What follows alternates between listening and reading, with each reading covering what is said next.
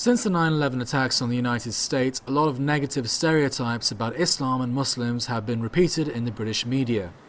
But during roughly the same period, the number of converts to the religion in the UK has risen dramatically.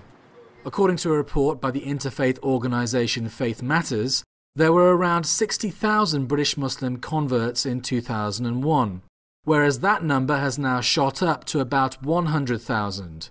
55% of these converts are white, and 62% of them are female.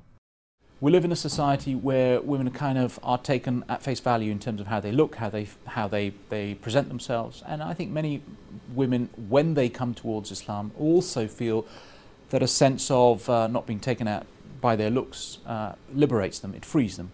The second factor, Islam has very core rights within it for women, and I think that's a fundamental element that women find out. Prominent conversions to Islam in the UK include the world-famous singer Cat Stevens, who's now known as Yusuf Islam. The Fleet Street journalist Yvonne Ridley converted a few years after being kidnapped by the Taliban in Afghanistan. And more recently, Tony Blair's sister-in-law Lauren Booth became a Muslim. She explained to me why. I wasn't looking to convert to Islam, although I've been sympathetic to the people that I've met in the Ummah for the last 5 years.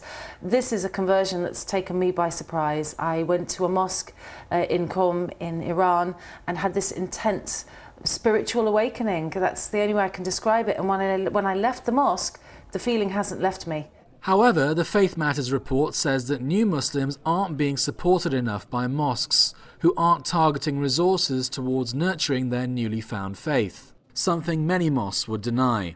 Nevertheless, the report states that new Muslims can help bridge the divide that exists between Muslims and some non-Muslims in the UK. The whole perception of what we're seeing, the media balance, has been really a case of Islam is foreign, it's external, it's not really here, it's not part of the country. Well, clearly it is part of the country. We have nearly 55% of converts who are white British converts, so it's here, it will be part of the future of Britain, and these converts actually can be a bridge between Muslim and non-Muslim communities. They feel part of this country, but what they have is an Islamic identity devoid of some of the baggage sometimes from the subcontinent or the Middle East. The increasing number of converts in this country goes against all the prevailing trends, and especially trends towards the demonisation of Muslims and Islam in the media. But believers will always tell you that if you scratch beneath the surface, then the truth will come out. Roshan Mohammed Salih, Press TV, London.